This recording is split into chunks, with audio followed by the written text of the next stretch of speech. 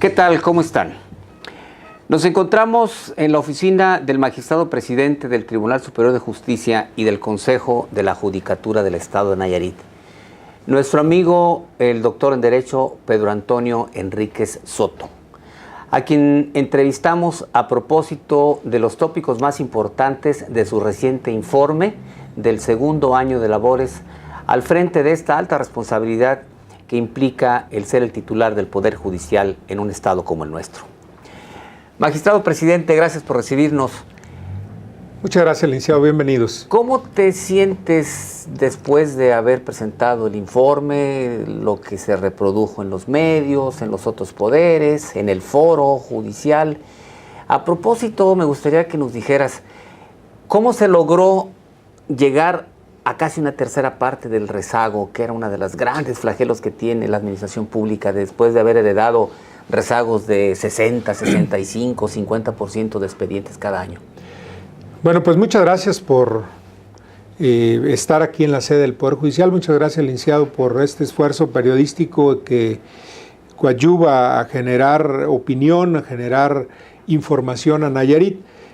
Debemos decir que en el Poder Judicial hemos tomado una serie de medidas con la finalidad de revisar algunos procesos que históricamente se han venido realizando de una forma, pero que a la luz del incremento de las cargas de trabajo y desde luego del uso de algunas tecnologías, pues hay que ponerlas a tono bajo estas nuevas realidades para ser más eficientes.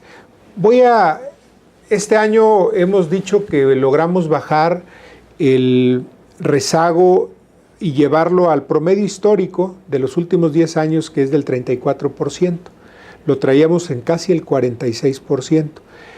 ¿Y cómo lo hemos hecho? Bueno, tomando una serie de medidas muy sencillas, pero que redundan en la operación. Por ejemplo, hemos tomado medidas en el trámite de exhortos, por ejemplo.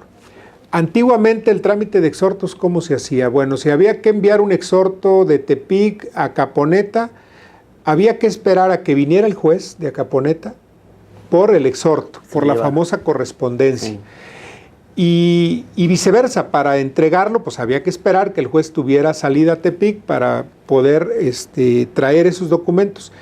Y esta acción tan sencilla, tan simple, hacía que los procedimientos, un exhorto que pudo haber durado una semana, pues había veces que duraba hasta 2 o 3 meses, porque no había forma de entregar esa documentación. Históricamente así se realizaba. Había una práctica muy común en el Poder Judicial. Todos los viernes o todos los lunes había gente de los juzgados del Estado yendo a Tepic por correspondencia.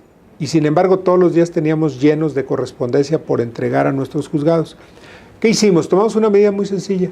Contratamos el servicio de paquetería a través de la oficina postal de Mexpost, donde habilitamos en todos nuestros juzgados de Nayarit que Mexpost pase todos los días a recoger y entregar correspondencia. Y esto pues nos abate los tiempos de respuesta, nos sale mucho más barato y lo más importante, evitamos que la gente tenga el pretexto de venir a Tepic por correspondencia. Ahora lo puede hacer el mismo día que está emitiendo un requerimiento fuera de su lugar de adscripción. Ese mismo día, a más tardar al día siguiente, está pasando la valija del servicio postal por el paquete y ese mismo día está siendo entregado. ¿Esto implica que se agilizan también los tiempos para los resolutivos judiciales de promociones, nuevas demandas? Es correcto. ¿Por qué? Porque si reducimos estos espacios, entonces los jueces están obligados en menor tiempo a ir resolviendo los asuntos. Otro trámite, el trámite de pensiones alimenticias. Los juicios número 1 en Nayarit son los juicios familiares y aquí tenemos un amplísimo rezago. ¿Por qué? Porque tenemos muchos asuntos. Por ejemplo, hay juicios que iniciaron en 1985 y siguen vigentes, pero no porque haya controversia todavía, sino porque en esos expedientes todavía hay pensiones que se están consignando. y técnicamente siguen apareciendo como expedientes activos, vigentes. Nosotros tomamos aquí una medida de hacer 12 trámites para la entrega de pensión alimenticia, 12 trámites bien contados, bien medidos, desde que el ciudadano iba por un recibo, iba y depositaba una caja, luego hay que ir con un abogado que me haga una promoción, presentarla al juzgado, hacer un acuerdo, costurar el expediente, girar un oficio para que se entregara la pensión alimenticia al beneficiario, en fin, 12 trámites, logramos reducirlo ahora a solo 2. ¿Y esto qué implica? Bueno, implica reducir el rezago enorme que traemos aquí. En un fin de semana, en una fecha de quincena medimos los trámites.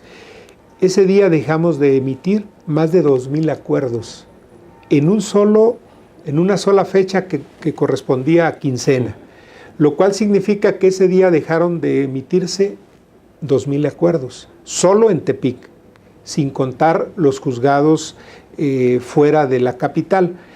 Y bueno, esta es una medida muy eficiente. ¿Por qué? Porque este trámite que rutinariamente venían haciendo los juzgados, ahora ya no lo hacen. Ahora ese tiempo lo aprovechan para impulsar los procedimientos donde verdaderamente están vigentes, están activos, hay litis y pueden resolverlo de una mejor manera. El trabajo sustantivo del Poder Judicial. Exacto. Entonces, esas son las medidas que en mi opinión hemos logrado que hoy tengamos estos resultados. Creo que el otro aspecto importante es haber difundido la Carta de los Derechos del Ciudadano, del Justiciable y sus obligaciones frente a la justicia, porque esta carta que está publicada en todos los órganos jurisdiccionales permite al ciudadano tener confianza, acercarse a su juez, preguntarle, saber de cómo va su proceso, cuáles son las consecuencias que tiene su proceso, porque lo que hemos querido con esta difusión de los derechos del usuario de la justicia es que la gente perciba directamente el servicio de justicia no por lo que le cuenta su abogado, sino por lo que él puede constatar directamente del servicio que ofrecemos. Es decir, consideramos entonces que el ciudadano común ya no siente los miedos a esos territorios extraños en donde está la fuerza del Estado sobre la posibilidad de tal o cual castigo en merced a la falta cometida, ¿no? O si se es víctima de un ilícito, pues no está también a las expensas de la decisión de un ministerio público o de un juez que no lo tome en consideración como tal, como víctima, ¿no? Claro, bueno, a eso es lo que aspiramos. Aquí hay un dato bien importante, licenciado, que hay que revisar. La encuesta de victimización que publicó INEGI este año arroja datos muy interesantes. Por ejemplo, dice, hay una pregunta que le hace a la ciudadanía INEGI y le pregunta, ¿qué opinas de la justicia? Del sistema de justicia. Y bueno, la opinión es muy negativa, pero esa percepción es de ciudadanos que nunca han tenido contacto con un juez, que nunca han tenido la necesidad de acudir a realizar un trámite ante los órganos judiciales. Luego entonces la pregunta se hace directamente al usuario, es decir, al que sí ha tenido está necesidad en un proceso, en contacto. Y aquí la percepción cambia sustancialmente. Aquí la percepción es altamente favorable porque los niveles de aceptación son realmente positivos, es decir, perciben una justicia confiable, una justicia seria, perciben una atención de calidad y de calidez en la atención. Entonces, creo que lo más importante es que esa percepción social de aquellos que nunca han tenido contacto con la justicia, que también se vaya generando esa confianza en las instituciones de manera genérica. Lamentablemente a veces los medios de comunicación, la información que leemos, etcétera, hace que percibamos algo aunque nunca hayamos tenido un contacto directo con estas instituciones. A partir de los puntos fundamentales de tu informe, se señala que hay un reconocimiento de instituciones públicas sobre los niveles de confianza y de qué manera se percibe por el INCO, este instituto que mide la confianza en las instituciones, que la resolución de los contratos, estamos hablando de materia civil y mercantil, Nayarit está calificado en primer lugar en toda la República.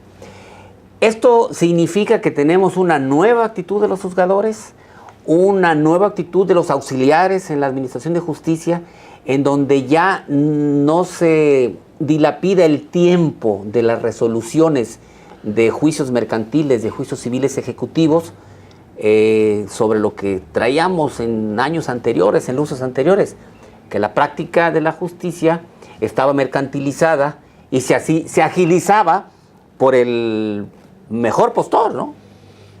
Bueno, nosotros, el tema de la confianza yo creo que es un tema permanente. No podemos estar ya satisfechos con estas encuestas de percepción de organismos nacionales.